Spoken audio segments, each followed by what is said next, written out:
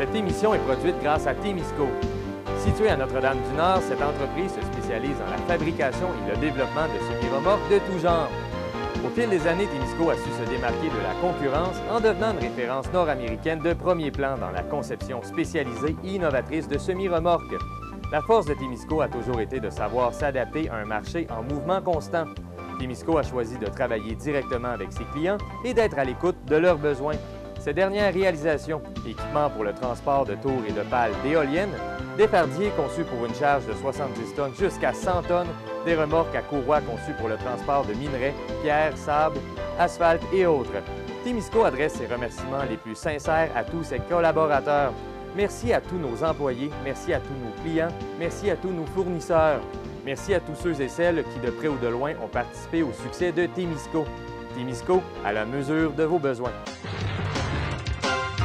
Cette semaine à Infotémis, nouvelle image de marque et stratégie d'attraction pour le Témiscamingue, inauguration officielle de la place, exposition dans les locaux de la MRCT, détails sur le nouveau comité pour le développement social durable sur le territoire et les Pirates de Ville-Marie remportent la Coupe Russell.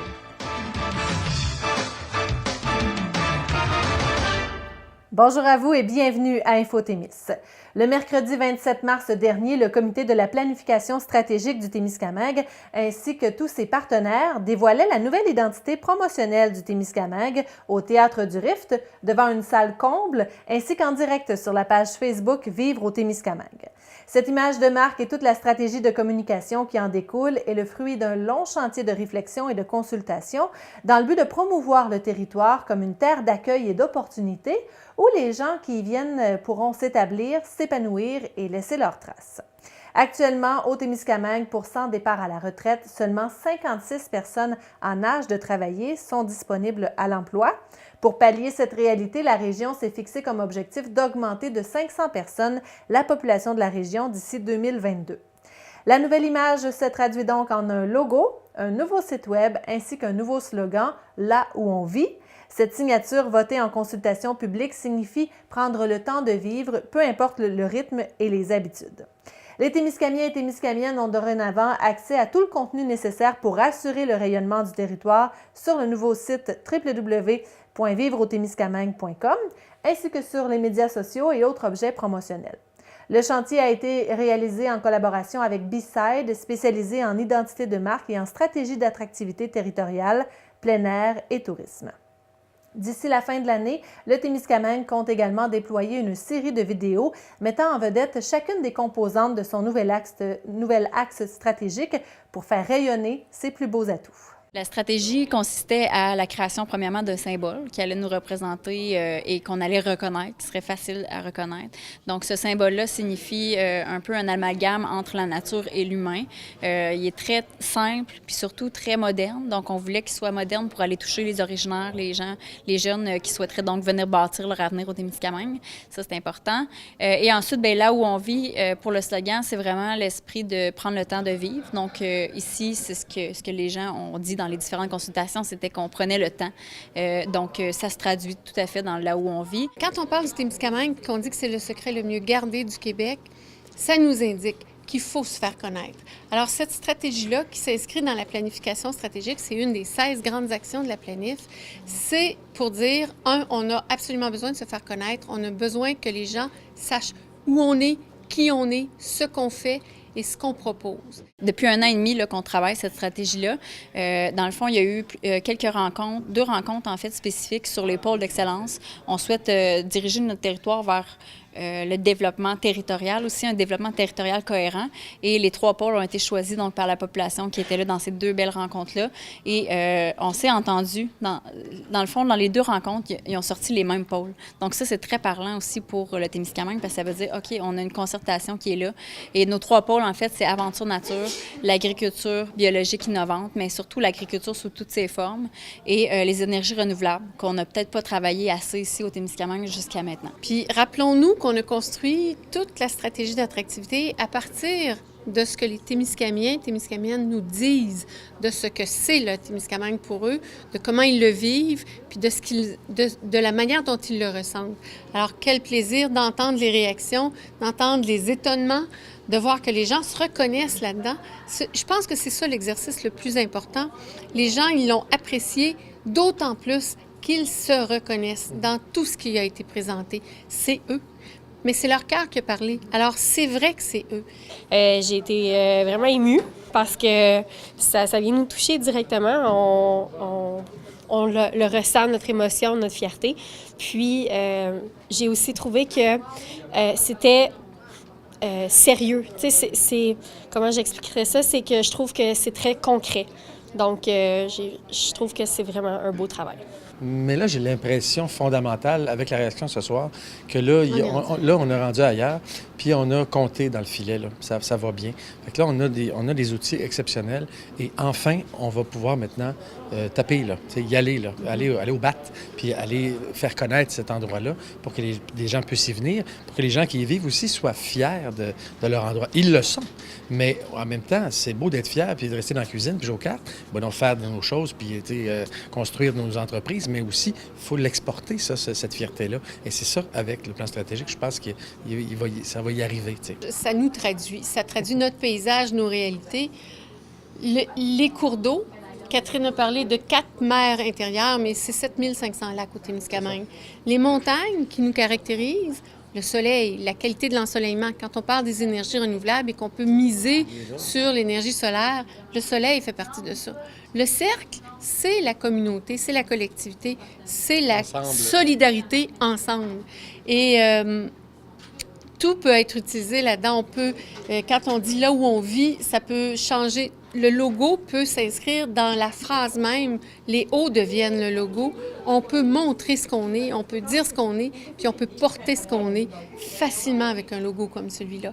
Mais plus encore, ça peut interpeller les communautés, les Premières Nations, ça peut interpeller des nouveaux arrivants, ça peut parler à des populations qui sont ici depuis très longtemps, francophones, anglophones, peu importe, le logo nous parle de nous.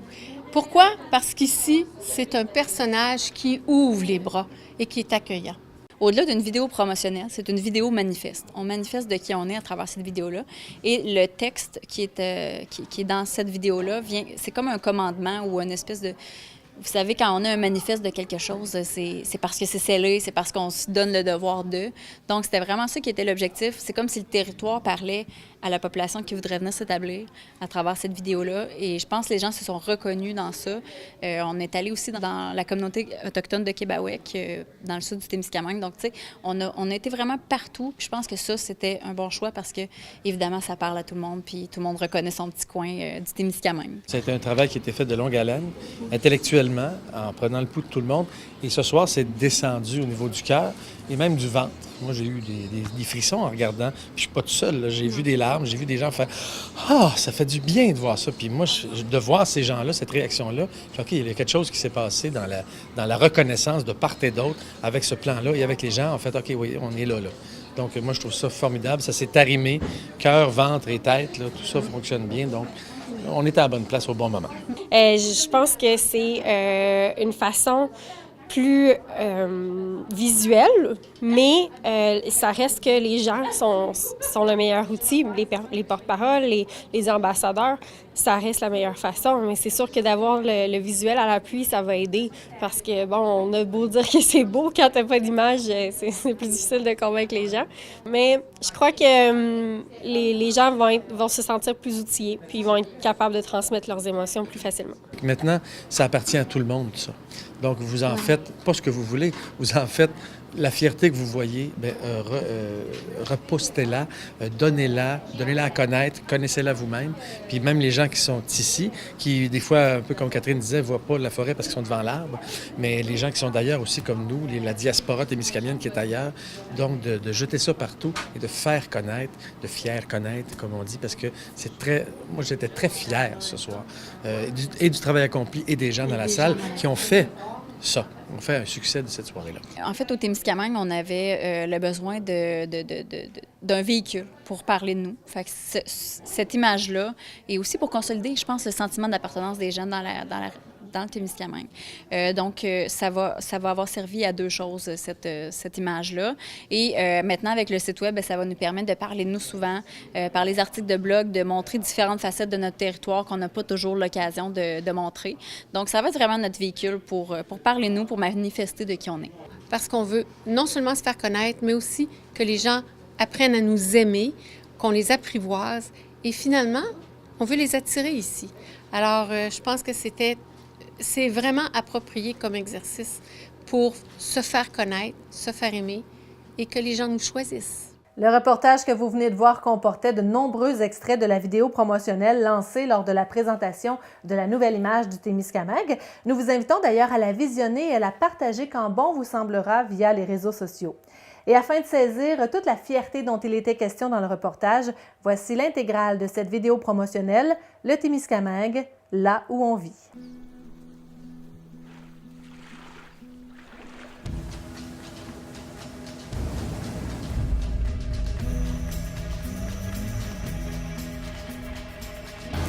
Parce que le sang dans nos veines est celui de bâtisseurs qui n'ont pas froid aux yeux. Que l'hiver soit doux ou rigoureux. Parce que la vie est une aventure ponctuée de moments extraordinaires. Parfois difficiles, mais toujours enrichissants.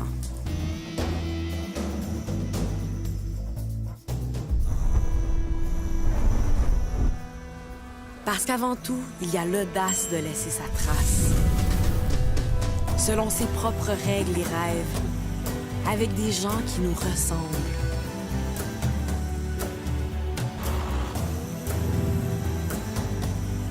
Les bras grands ouverts, tout comme la nature qui nous entoure.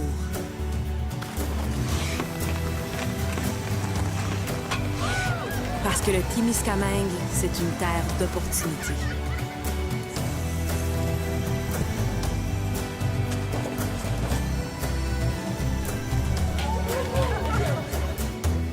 Témiscamingue, là où on vit. Bien sûr, encore une fois, on vous invite à partager cette vidéo le plus souvent possible. Vous la retrouvez via YouTube en tapant tout simplement Témiscamingue manifeste. C'est le 22 mars dernier, sous la formule 5 à 7, qu'avait lieu l'inauguration officielle de la place, qui aura désormais pignon sur rue sur la rue Sainte-Anne à Ville-Marie. Le tout s'est déroulé en présence de nombreux dignitaires, dont la députée de Rouyn-Noranda-Témiscamingue, Émilise Lessard-Terrien, le préfet suppléant Daniel Barrette et Alexandra Fortier-Demers, conseillère municipale de la ville de Ville-Marie, qui ont tour à tour pris la parole. La place est une initiative de l'Église évangélique du Témiscamingue. L'endroit se veut un lieu de rencontre convivial où tout le monde est bienvenu. La mission première de la place est de briser l'isolement. Pour ce faire, la population sera invitée à venir partager soupe et café tout en discutant entre eux. Tous les détails avec Terry Caron, président fondateur de la place. Aujourd'hui, on vient d'inaugurer cet endroit qu'on appelle la place, qui va devenir un endroit où les gens peuvent venir prendre un café, peuvent venir jaser, être ensemble. Il va y avoir un repas qui va être servi une fois par semaine. Ça va être ouvert quelques soirs. Bref, c'est un endroit pour juste être là, être ensemble. C'est pour ça qu'on appelle ça la place. Venez à la place. Disons que ça fait plusieurs années que c'est une idée qui a germé dans nos cœurs. Un désir de vouloir aider la communauté, de vouloir aider les gens peut-être qui, justement, qui n'ont pas d'endroit où aller, peut-être qu'ils se sentent seuls, ou bien juste qui ont besoin de juste venir être tranquille dans un endroit. Et aussi pour aider les gens qui sont dans le besoin aussi. Ça fait des années, on s'implique dans la communauté de différentes façons. Et puis là, on s'est toujours dit, est-ce qu'il y a quelque chose qu'on peut faire de plus? Et en parlant avec les gens du milieu, en parlant avec toutes sortes de personnes, on a vu qu'il y avait un besoin pour ça. Et on a dit, on y va, on va essayer. Pour l'instant, on commence petit et on va s'ajuster, on va voir selon nos ressources et selon les besoins. Mais on commence avec une soupe, peut-être une sandwich le vendredi midi. Le soir, à partir de 6 h à 10 h, c'est ouvert, donc il va y avoir du café de servi. Et le samedi, même chose, de 6h à 10h, il va y avoir du café de servi. Déjà, on est en train de parler peut-être d'ouvrir les matins, certains matins durant la semaine. Donc, comme je dis, on va voir selon nos ressources et selon les besoins, qu'est-ce qu'on peut faire. Tout le monde est bienvenu, c'est pour tout le monde, il n'y a pas d'exception. Honnêtement, ça a été très difficile de choisir un nom. On avait quelques noms en tête et ça ne fonctionnait pas pour mille et une raisons. Et finalement, en fait, au début, c'était le premier nom qui nous était venu à l'esprit. Et encore pour X raisons, on avait mis ça de côté, mais on est revenu à ça. Et c'est juste l'idée que c'est la place. C'est la place. C'est ici que les organismes aussi vont pouvoir venir, communautaires. On va pouvoir faire des choses ensemble. C'est des locaux qui sont magnifiques, en fait, sont bien situés en plus. Donc, c'est la place. Et en fait, une petite anecdote par rapport à ça, on a quelqu'un qui est Lorraine Duguay, Lorraine Saint-Jean, qui est la responsable de la cuisine, qui travaille au Chocolat Martine. Et à tous les jours, elle passait ici, elle arrêtait au stop, et elle regardait et elle voyait ce local qui était vide. Et elle disait, ça serait donc le fun de pouvoir faire une genre de soupe populaire ou quelque chose là. Et ça, et à un moment donné, elle me partage l'idée, et là, on a dit, on y va, on le fait. Et ça, c'est un peu, c'est vraiment le fun qu'on ait pu avoir ces locaux. Le 15 mars dernier, la MRC de Témiscamingue dévoilait sa nouvelle stratégie pour mettre en valeur les artistes de chez nous. En effet, à l'occasion d'un 5 à 7, la Commission culturelle témiscamienne et le Comité consultatif de la MRC de Témiscamingue ont annoncé une nouvelle formule pour remplacer les traditionnelles cartes de souhait, autrefois utilisées en fait depuis 2012. La Commission culturelle souhaitait revoir son projet de carte de souhait tout en gardant un appel de dossier aux artistes du territoire. Le projet d'offrir les murs des salles de conférence de la MRC en vue d'une exposition est alors arrivé sur la planche à dessin. Un sondage a été fait auprès des artistes du territoire afin de connaître leur opinion sur ce concept et la réponse fut unanime. Exposer à la MRCT est un projet fort intéressant. Ainsi, en décembre dernier, les artistes témiscamiens ont été invités à soumettre leurs propositions d'exposition. Et la première artiste à voir son travail exposé dans les locaux de la MRC est Diane Desrochers, originaire de Fabre. Elle a démarré sa recherche en peinture à la fin des années 90. Elle détient un certificat en art ainsi qu'un certificat en peinture de l'UQAT. Elle présente à la MRC l'exposition Intemporelle constituée de 15 tableaux. Le travail de cet artiste se démarque par ses peintures animalières, non-naturalisme, où l'animal devient métaphore de l'homme, de ses interrogations en tant qu'humain, de ses doutes et ses espoirs. Les salles de conférence où seront présentées ces œuvres sont fort achalandées, que ce soit pour la tenue des conseils de la MRC, pour des rencontres des partenaires du milieu municipal ou pour des formations de diverses organisations. Cette vitrine offerte à Mme Desrochers lui permettra assurément de faire connaître son travail à maintes personnes d'univers différents. D'ailleurs, le travail de Mme Desrochers sera mis en valeur jusqu'au 1er juillet prochain. Un second appel de dossier sera lancé en juin et nous avons rencontré Mme Desrochers lors de la conférence de presse. J'ai sélectionné des œuvres sur les 3 ou 4 dernières années. C'est une recherche en peinture que j'ai faite quand j'ai obtenu mes certificats en art plastique et en peinture. Puis ensuite, j'ai essayé de développer une approche non habituelle de l'art animalier, parce qu'habituellement, c'est plus présenté dans une manière naturaliste, ça veut dire l'animal dans son milieu naturel, mais moi, je voulais développer autre chose. Fait que j'amène l'animal plus comme une métaphore de l'homme, qui représente vraiment nos interrogations, nos peurs, nos doutes en tant qu'humain. C'est vraiment une représentation de l'humain, mais par l'animal, puisque c'est le premier sujet de l'art, dans l'art, qui était vraiment, là, aussitôt que l'homme a pu peindre ou essayer de représenter ce qui était important pour lui, c'était l'animal qui a représenté. Puis intemporel, c'est aussi à cause que c'est le premier sujet de l'art. Et aussi, l'intemporalité, c'est vraiment dans nos interrogations en tant qu'humains. Ça fait que ça va nous suivre. C'était avant, c'était aujourd'hui et dans le futur, je présume que nos ancêtres ou nos descendants vont avoir les mêmes interrogations. C'est pour ça que j'ai intitulé mon exposition Intemporelle. Nous parler aussi, qu'est-ce que ça représente pour vous ce soir, là, un 5 à 7 comme ça, un vernissage avec des œuvres en votre honneur? J'imagine que c'est un bel accomplissement, c'est un bel honneur pour vous. J'ai été très heureuse et très surprise parce que on n'a pas beaucoup d'opportunités en région. Ça fait que la MRC ait pensé à un beau projet comme ça, bien, ça va permettre de faire connaître nos artistes et avoir un cachet. Ça, on ne se le dit pas que habituellement c'est juste des dépenses, là, mais c'est très intéressant. J'étais très fière que la MRC m'ait choisi. Puis, en terminant votre passion pour l'art, est-ce que ça remonte à toujours? Depuis quand vous êtes une passionnée de l'art comme ça? J'ai toujours dessiné, mais peindre, c'est une autre chose. Fait que c'est vraiment une recherche en peinture que j'ai démarrée dans la fin des années 90. Là, j'ai 4 enfants, on s'entend là, que j'avais d'autres priorités. Fait que là, maintenant, j'ai plus de disponibilité pour être capable de poursuivre ma recherche. Je n'ai pas terminé.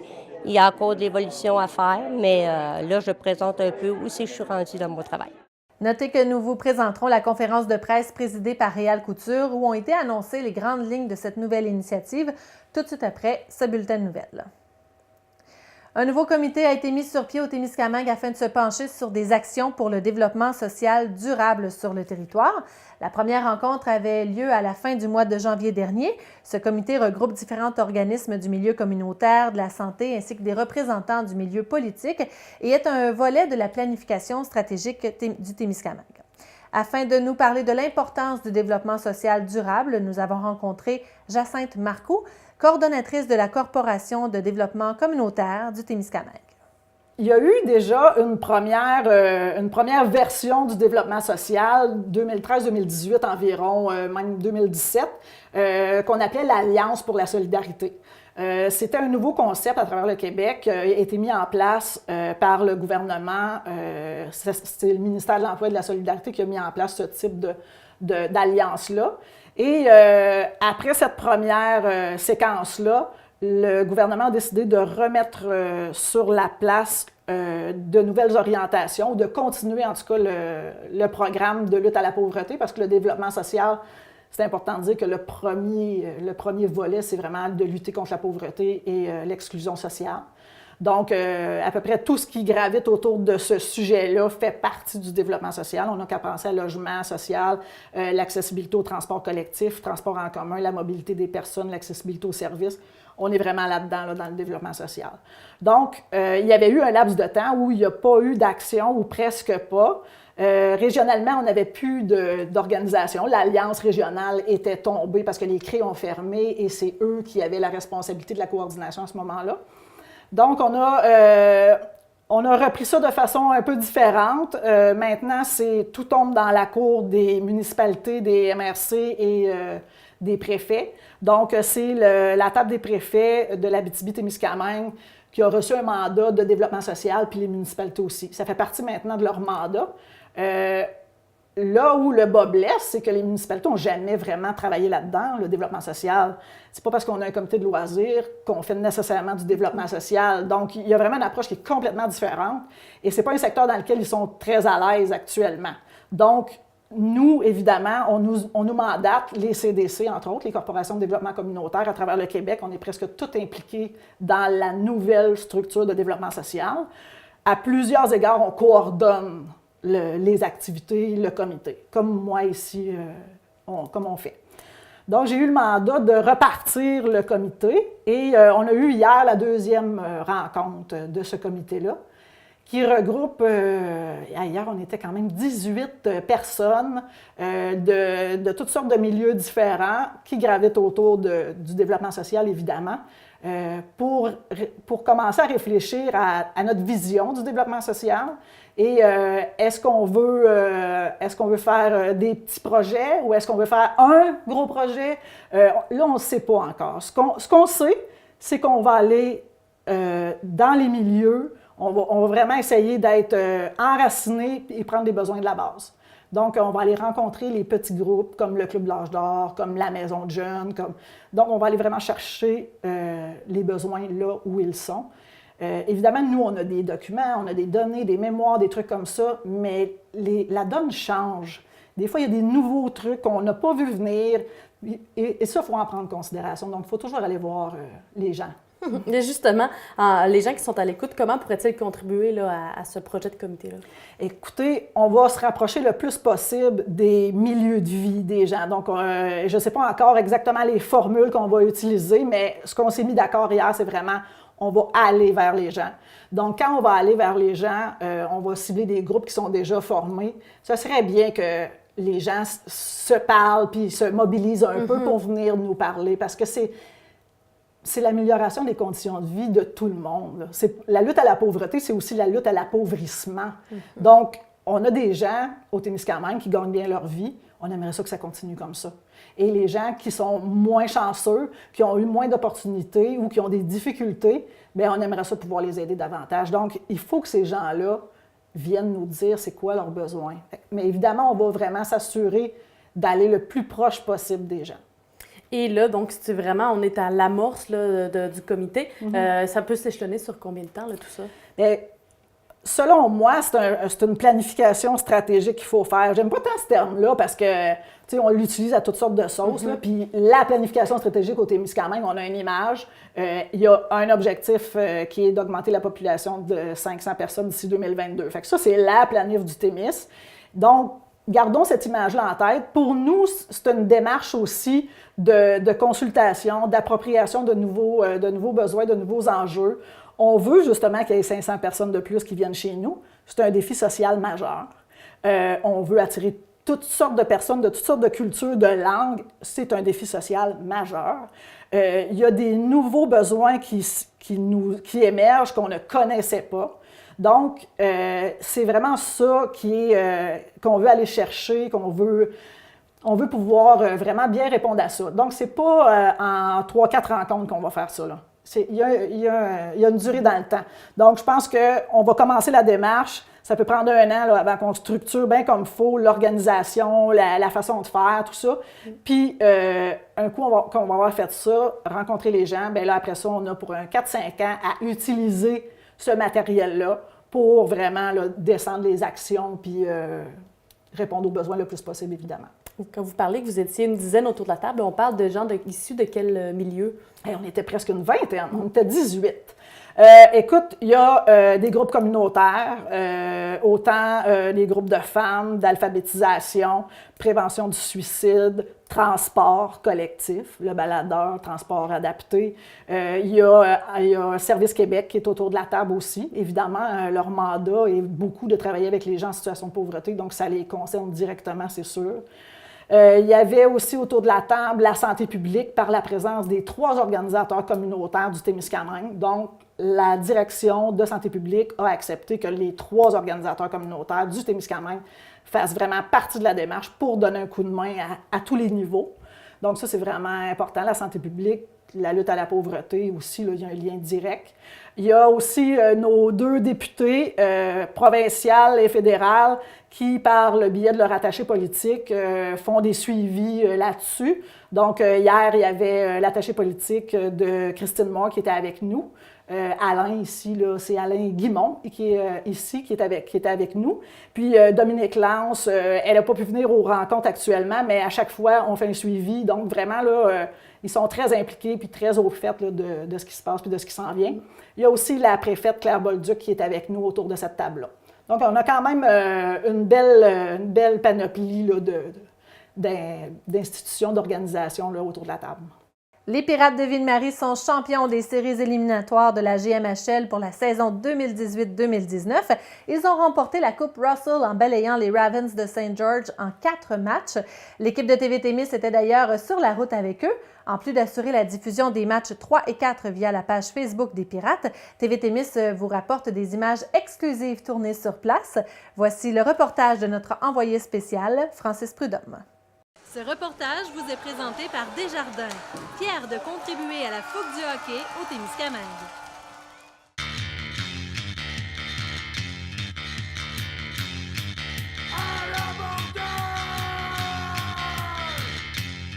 Allez, allez, oh! Allez, allez, oh! Allez, allez, oh! Allez, allez, oh! Nous sommes les pirates! Nous sommes les pirates! Partout on chantera! Partout on chantera! Jamais on lâchera! Jamais on lâchera! Allez, allez, oh! Allez, allez, oh!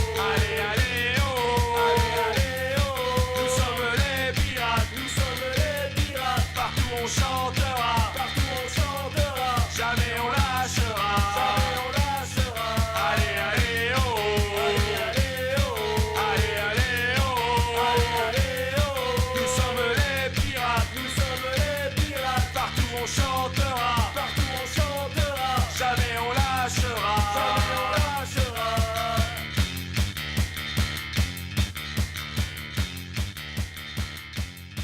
Ah, c'est sûr, ben regarde, Sonny peut pas être là parce qu'il peut pas partir de son chiffre, mais moi, je peux faire mon 40 heures, puis des fois, je peux jouer avec mon horaire, fait que je suis content pour ça, là, fait que je suis content d'être ici, puis en plus, on a l'opportunité de gagner la coupe, fait que je voulais pas manquer ça. Ben, chacun a sa petite routine, je pense. Il y en a qui dorment pas mal tout le long, il y en a qui aiment ça jouer aux cartes plus en arrière, sinon les autres gars, ça jase, ça écoute de la musique, là. On a du fun, puis on essaie de passer le temps le mieux qu'on peut, là.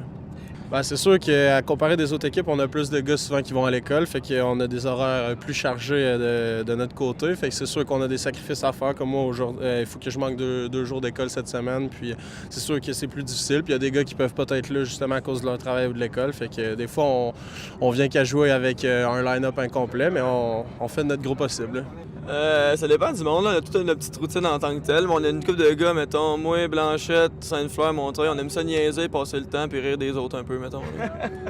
Ben c'est sûr, si on parle des Français, si tu t'en vas plus vers en avant, là, t'as les côtés plus gars plus sérieux qui dérangent pas personne, qui sont vraiment plates. Plus tu t'en vas vers en arrière, ben en arrière, c'est tous les plus fuckés, là, tu sais. Y a moi, Blanchette, Peters, Terrien, puis le gars avec une couleur de peau différente, là. Bien, c'est une expérience à vivre. Hein. On dit tout le temps, le junior, c'est les plus belles années de hockey, dans le sens qu'on a fait des tournois plus jeunes, puis tu sais, on était avec nos parents, ces choses-là. Là, les joueurs sont libres, sont plus vieux, sont plus matures. Il y en a quelques-uns que, par rapport au cégep université, vont faire des travaux. Là. On en a qui sont plus assidus que d'autres. C'est comme dans d'autres choses. Puis aussi, bien, on aime ça, mettre des choses là, collectivement. Que ce soit un film pour que tout le monde ensemble trouve ça drôle. Un film, ça peut être humoristique. Ou des fois, tu sais, on a écouté beaucoup la série Les Boys cette année. Puis c'est sûr qu'à la fin, là, si jamais on a gagné un match, là, tu vas entendre chanter dans l'autobus. Absolument. C'est pas juste l'entraîneur qui a des sacrifices ou tout l'entourage. C'est les joueurs aussi. Il y en a beaucoup, justement, qui travaillent. Il y en a qui n'ont pas pu se libérer, mais il y en a qui ont des cours comme aujourd'hui qui ne pouvaient pas le manquer absolument. Mais ils vont venir nous rejoindre ce soir. Fait qu'ils descendent avec leurs parents ou quoi que ce soit. Mais c'est beaucoup de sacrifices pour eux autant que pour moi. Là. Ça, je lui lève mon chapeau. Fort de 2 victoires acquises à Ville-Marie, les Pirates prenaient la route pour Saint-Georges avec la ferme intention de ramener la coupe à la maison. Une balade de 600 km vers le sud de l'Ontario. Lors du match numéro 3, Justin Rivet ouvre la marque pour les Pirates en première. Le seul but de l'engagement.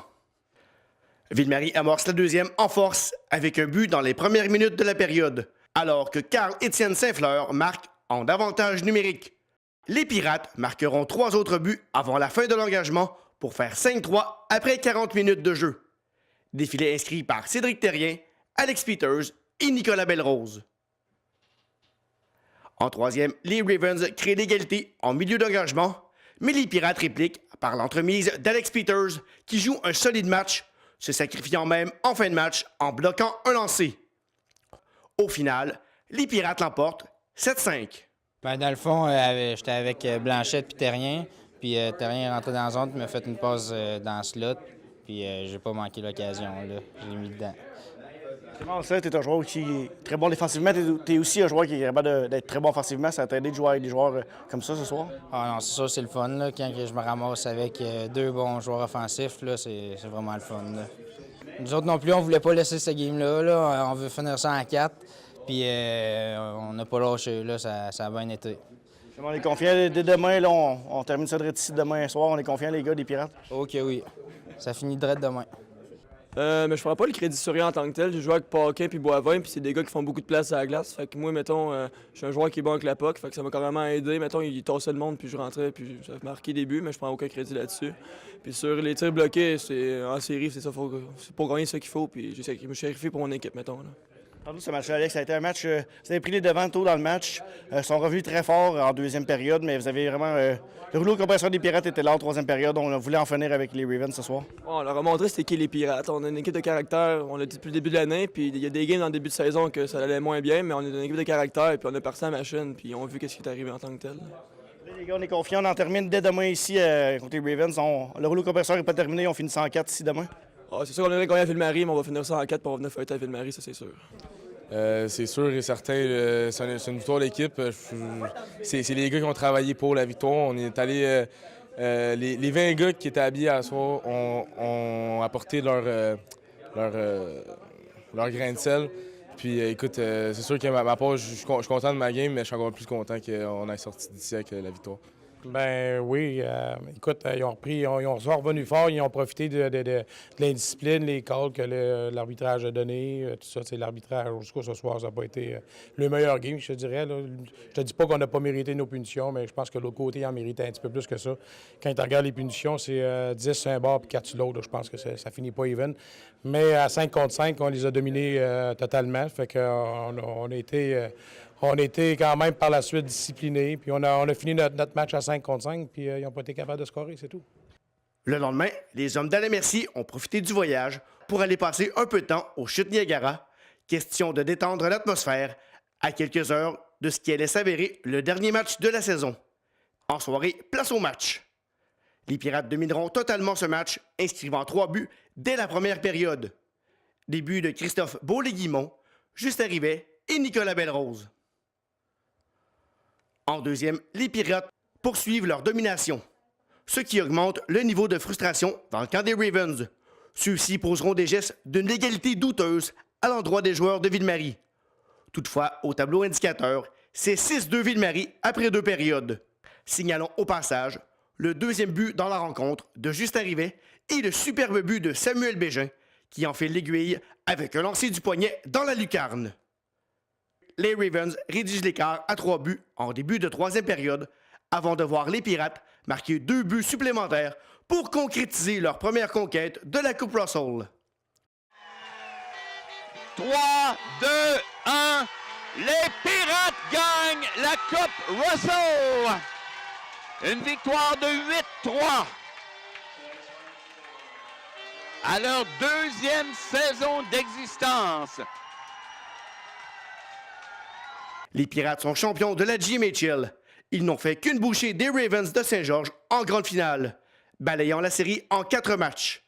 Des victoires de 7-5 et 8-3 lors des matchs numéros 3 et 4 disputés à Saint-Georges.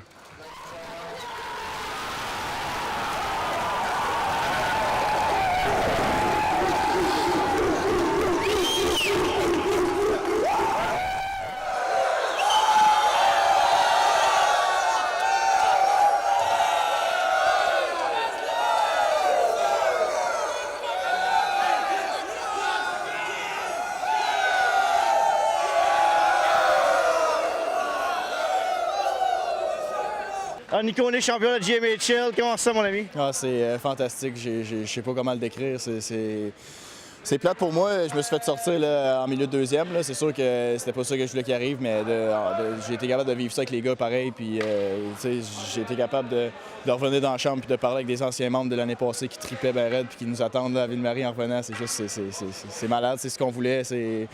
Bon, je sais même pas comment le décrire. C'est juste fantastique en ce moment.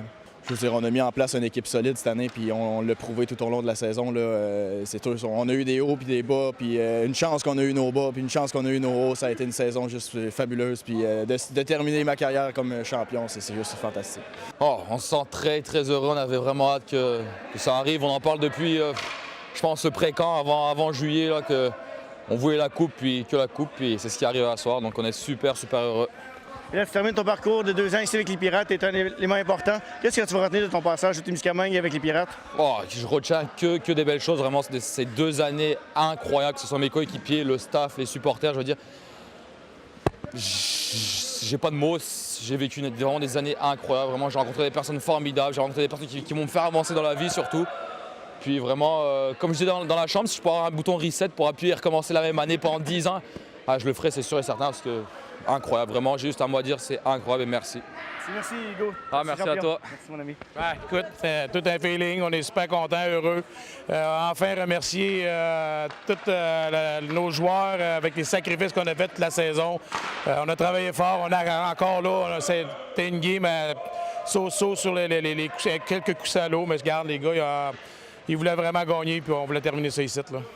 Oh, c'est un feeling incroyable de gagner ça avec les gars. Les gars ont tellement travaillé fort toute l'année, puis tout le monde nous a appuyés toute l'année, puis nous autres aussi, on a travaillé fort. On est épuisés complètement, mais on a encore de la misère à le réaliser, mais c'est un feeling qui est intéressant. Je pense qu'on va essayer de remettre ça l'an prochain, puis les années qui suivent. Là. C'est indescriptible. Là. On a travaillé fort pour l'avoir, puis c'est juste c'est la récompense au bout du travail, fait que c'est malade, c'est juste indescriptible. Ouais, écoute, on est une famille depuis le début, puis ça paraît sur la glace. C'est malade, on s'est tissé des amitiés avec des gars qui viennent un peu partout. Puis il y en a pour certains que c'était leur dernière année cette année, fait que c'est sûr que c'est des moments difficiles, puis c'est touchant. Fait que écoute, on est allé jusqu'au bout de cette année, puis c'était juste malade. Ah, je me sens bien, c'est sûr que ça finit bien un parcours junior, de finir ça en gagnant. Je pense qu'on l'a mérité, on a travaillé fort, puis on est vraiment tout contents d'avoir gagné. Parle-moi de ton équipe, Sam. Des bonnes personnes, des bons joueurs de hockey, mais aussi une belle famille, les Pirates. Oui, c'est ça. Avant tout, surtout, on a beaucoup de talent, mais je pense que on n'est pas des têtes. Oui, on est des têtes fortes, mais on s'entend tellement bien en dehors de la glace, autant que c'est à la glace. Que je pense que c'est vraiment ça qui a fait une différence. Tu le vois, les autres, ça parle pas toute la même langue. Nous autres, on est vraiment des gars qui. On s'est vraiment tout attachés les uns aux autres. Puis je pense que c'est ça qui a fait qu'on a eu du succès en série. Ben écoute, on a travaillé toute l'année pour ça, puis il n'y a pas vraiment de mots, là, c'est juste incroyable. Avec les boys, puis c'est fou, c'est juste fou. Moi, c'est justement ces boys-là, cette gang-là, on le dit depuis le début, les Pirates, c'est une vraie belle famille. Ouais, regarde, ça c'était notre dernière game qu'on veut jouer toute la gang ensemble, c'est vraiment, c'est émotif, puis j'espère vraiment les revoir à m'amener à quelque part. Arnaud, justement, on le dit, t'as souffert dans cette série-là. T'as payé le prix. Comment ça maintenant qu'on est champion de la JMHL? Ça valait la peine de perdre quelques temps pour avoir ce couple-là. Là, on est tellement contents. On a tout travaillé fort pour ça. Tout le monde le mérite ici. Hein, puis on célèbre à soir, c'est sûr et certain. Parle-moi de ton équipe, Arnaud. Une belle famille, les Pirates. C'est vraiment un bel esprit d'équipe. La meilleure saison que j'ai eue de toute ma vie, c'est ici avec les Pirates. On est une vraie famille. Tout le monde s'aime ici. Là. On est tous des amis. Puis c'est sûr que plus tard, on va se revoir. C'est sûr et certain. Et là, on va célébrer ça en grand. On ramène la Coupe à Ville-Marie? Ah oui, on ramène la Coupe à la maison! All right. Cédric, mon ami, champion de la Russell Cup. Comment ça? Ah, c'est incroyable. C'est, je pense, le plus gros trophée que je vais gagner dans ma vie. Puis je suis tellement heureux là, avec toute la gang de gars, là, tellement une belle famille qu'on est. Puis je ne pouvais pas demander mieux d'être ici en ce moment. Parle-moi justement cette famille-là des Pirates. Qu'est-ce que tu vas retenir de ta première saison avec les Pirates? Je pense que c'est l'esprit d'équipe, honnêtement. Là, c'est peut-être cliché, mais avec un esprit d'équipe comme on avait, là, on pouvait pas s'attendre à rien de moins que de gagner la Coupe, puis on l'a gagné, puis on est tellement contents. Là. C'est super. Fait qu'on ramène la Coupe à Ville-Marie? OK, oui. Direct à Ville-Marie, downtown. Woo! All right, yes, sir.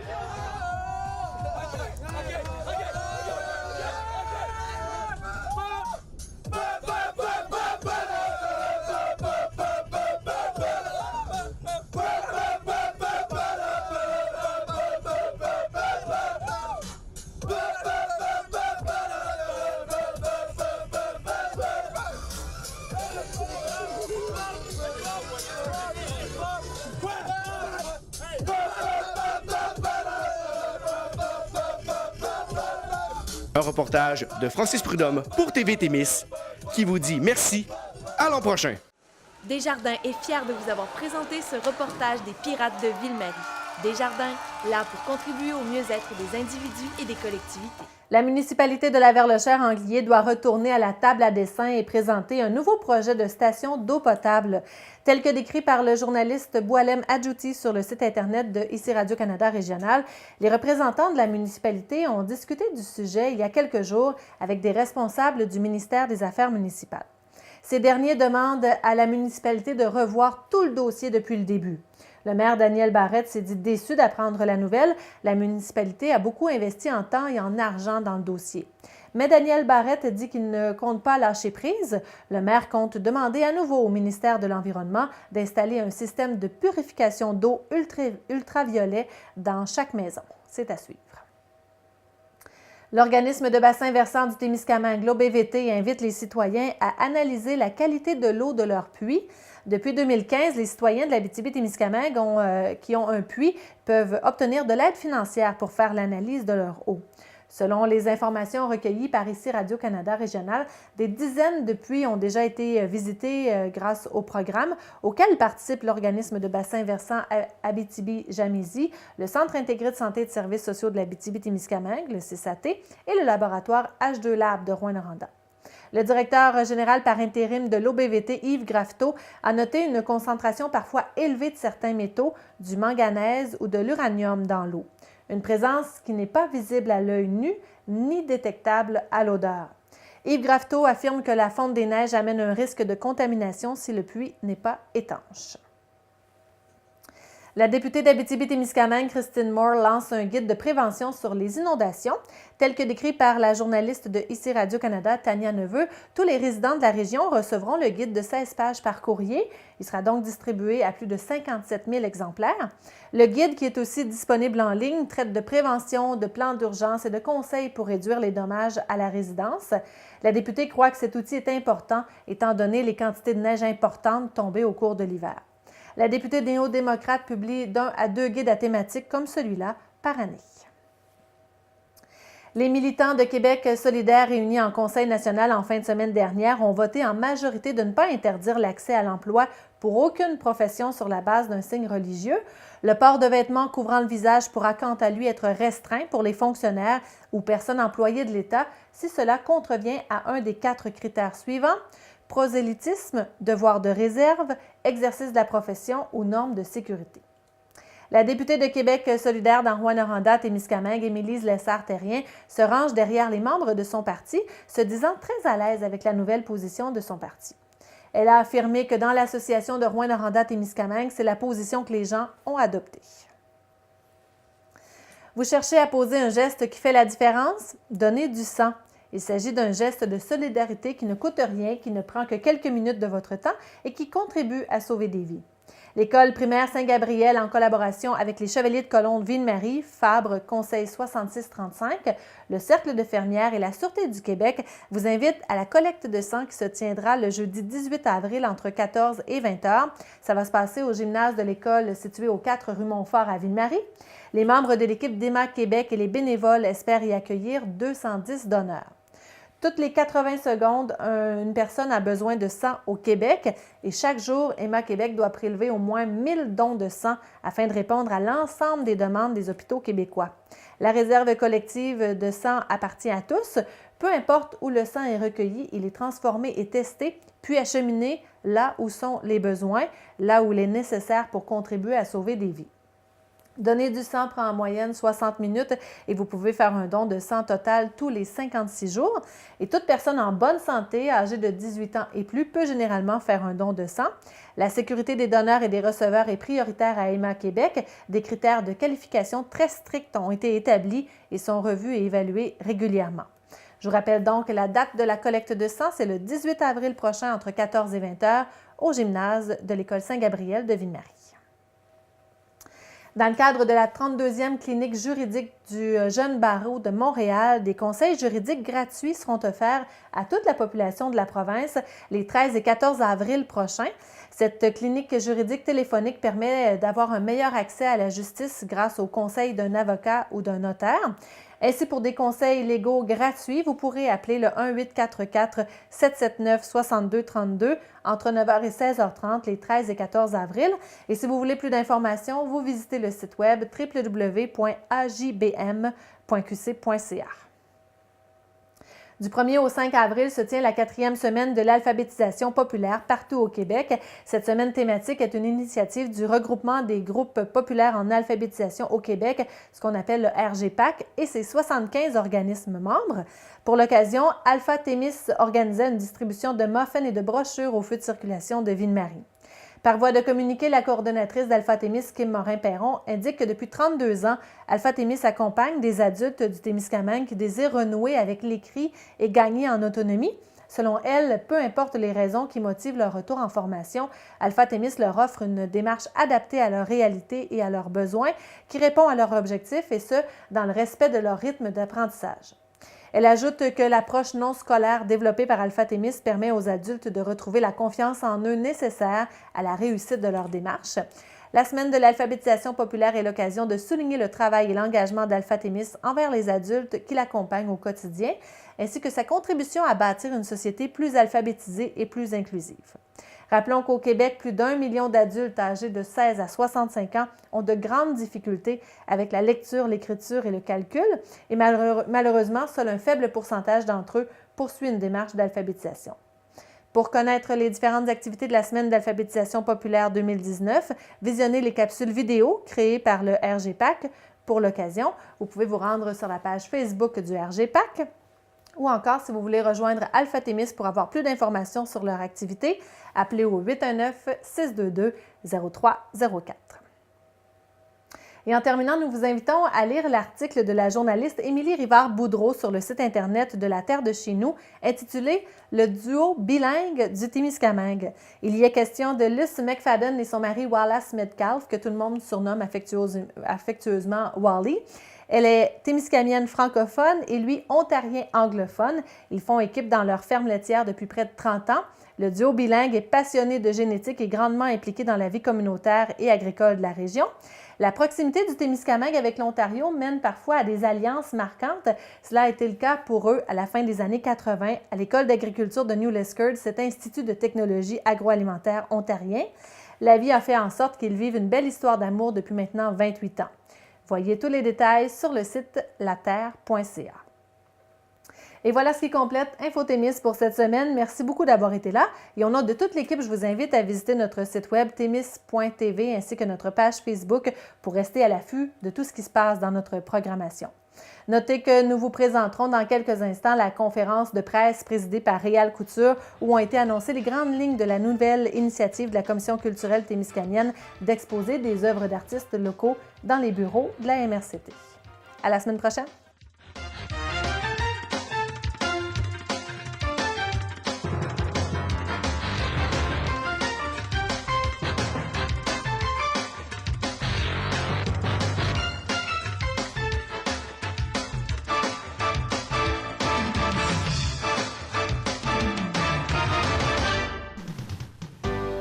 Cette émission est produite grâce à Témisco. Située à Notre-Dame-du-Nord, cette entreprise se spécialise dans la fabrication et le développement de semi-remorques de tout genre. Au fil des années, Témisco a su se démarquer de la concurrence en devenant une référence nord-américaine de premier plan dans la conception spécialisée et innovatrice de semi-remorques. La force de Témisco a toujours été de savoir s'adapter à un marché en mouvement constant. Témisco a choisi de travailler directement avec ses clients et d'être à l'écoute de leurs besoins. Ces dernières réalisations, équipements pour le transport de tours et de pales d'éoliennes, des fardiers conçus pour une charge de 70 tonnes jusqu'à 100 tonnes, des remorques à courroie conçues pour le transport de minerais, pierres, sable, asphalte et autres. Témisco adresse ses remerciements les plus sincères à tous ses collaborateurs. Merci à tous nos employés, merci à tous nos clients, merci à tous nos fournisseurs. Merci à tous ceux et celles qui, de près ou de loin, ont participé au succès de Témisco. Témisco, à la mesure de vos besoins. Alors, bonsoir tout le monde. Merci d'être avec nous ce soir pour lancer ce tout nouveau projet de la Commission culturelle du Témiscamingue qui vise essentiellement à mettre en valeur nos artistes en art visuel. Permettez-moi de vous faire un petit rappel du passé là, pour bien situer l'origine de ce projet. Depuis près d'une dizaine d'années, la MRC de Témiscamingue démontre sa fierté d'avoir sur son territoire un potentiel d'artistes importants qui nous surprennent par leur créativité. Depuis 2012, la Commission culturelle mettait sur pied le projet Carte de souhait qui a connu 6 belles années. Le but ultime de ce projet était de faire l'achat d'une œuvre par année et surtout de faire voyager les œuvres de nos artistes grâce à la carte de souhait. De fil en aiguille, la MRC envoyait moins de cartes, utilisant bien sûr davantage les vœux virtuels et ainsi les artistes s'intéressaient de moins en moins au projet. Alors lors d'une rencontre régionale, nous avons soumis ce sujet à la réflexion de nos membres pour tenter de définir un nouveau projet qui serait tout autant stimulant que celui des cartes. C'est à ce moment-là aussi qu'il était souvent question dans nos discussions d'un manque de lieux de diffusion des œuvres de nos artistes. Nous avons donc soumis l'idée d'offrir les murs des salles de conférence de la MRC pour y tenir des expositions. Ce projet a plu à la grande majorité des artistes en art visuel. Nous nous sommes mis à la tâche pour définir le concept. Alors, le but de cette initiative, c'est de permettre aux artistes de notre territoire d'avoir un lieu d'exposition alternatif, assurant ainsi une visibilité accrue de leurs œuvres. Dès décembre dernier, nous lancions un premier appel de dossier pour recevoir les candidatures. Et je rappelle que cet appel se voulait convivial et ce sera aussi le cas pour le deuxième appel de dossier en juin prochain.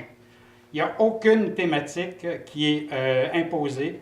C'est une exposition qui peut être présentée en solo ou en collectif. On tient compte, bien sûr, des expositions qui se tiennent au Rift ou à la Galerie Notre-Dame et on doit présenter un minimum de 6 œuvres et un maximum de 25. Un jury a été formé afin de déterminer le choix de la première exposition et à l'unanimité, ce dernier a sélectionné le travail de l'artiste Diane Desrochers. Diane est une artiste qui réside à Fabre et qui a démarré sa recherche en peinture à la fin des années 90. Elle détient un certificat en art et un certificat en peinture de l'Université du Québec en Abitibi-Témiscamingue. Bien sûr, dans quelques instants, je vais lui laisser la parole pour vous présenter son travail. Alors, par ce nouveau projet, la MRC et sa commission culturelle reconnaissent le travail des artistes en remettant un cachet de 400 $ à chaque édition de l'exposition. Et si le budget le permet, on fera bien sûr l'acquisition d'une œuvre pour poursuivre la collection de la MRC. Si vous êtes allé dans les bureaux de la MRC, là, vous pouvez voir le nombre d'œuvres qu'on a acquis là, depuis le projet des cartes de souhait et on veut bien sûr poursuivre l'acquisition de ces œuvres.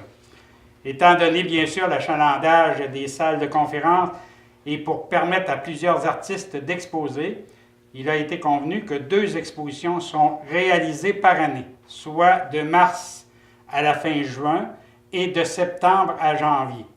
Alors j'invite tous nos artistes à commencer dès maintenant à se préparer pour le prochain appel de dossier qui sera lancé le 10 juin prochain en vue de la 2e exposition qui prendra place en septembre. En conclusion, je tiens à souligner qu'au cours des prochaines années, nos élus seront entourés d'œuvres témiscamiennes lors de leur rencontre et nous ferons un pas de plus pour rapprocher le milieu municipal et le milieu culturel puisque lors du Conseil des maires du 20 mars prochain, Mme Desrochers sera présentée aux élus de la MRC par la mairesse suppléante de Fabre, Mme Linda Clouard, et Diane prendra ensuite la parole pour expliquer le thème de son exposition. Ainsi, nous aurons plus d'une vingtaine d'ambassadeurs élus qui pourront parler de son travail à leurs collègues et lors des rencontres qui auront lieu dans les salles de conférence, parce qu'il faut souligner qu'il y a bien sûr des rencontres des maires, mais il y a énormément de réunions qui se tiennent ici. Alors, ça fait donc une circulation importante. Alors, voilà donc une autre façon pour la Commission culturelle de mettre en valeur le travail de création de nos artistes. Alors, j'invite maintenant Diane à nous expliquer un petit peu le travail, la réalisation de son travail. Merci. Merci. Bien, je peux commencer par remercier tout le monde qui est ici présent. Je dis que j'étais très honorée et surprise en même temps d'être la première artiste qui est présentée dans ces lieux au Témiscamingue, dans la MRC du Témiscamingue. Fait que je suis très contente. Puis aussi que mon exposition, c'est des œuvres réalisées en 3 ou 4 dernières années. Et que moi, je suis un peintre animalier. Je crois que les gens s'en ont aperçus, mais c'est pas des œuvres naturalistes. C'est plus l'animal est métaphore de l'homme dans mes œuvres. Fait que c'est plus des œuvres où on voit les étapes de vie que les humains peuvent traverser, nos inquiétudes, nos doutes, autant que nos joies et nos interrogations, ce qui nous attend. Ça fait que je vous remercie. Je n'ai pas une grande élocution comme monsieur, mais je suis contente de tout vous voir. Je vous remercie beaucoup.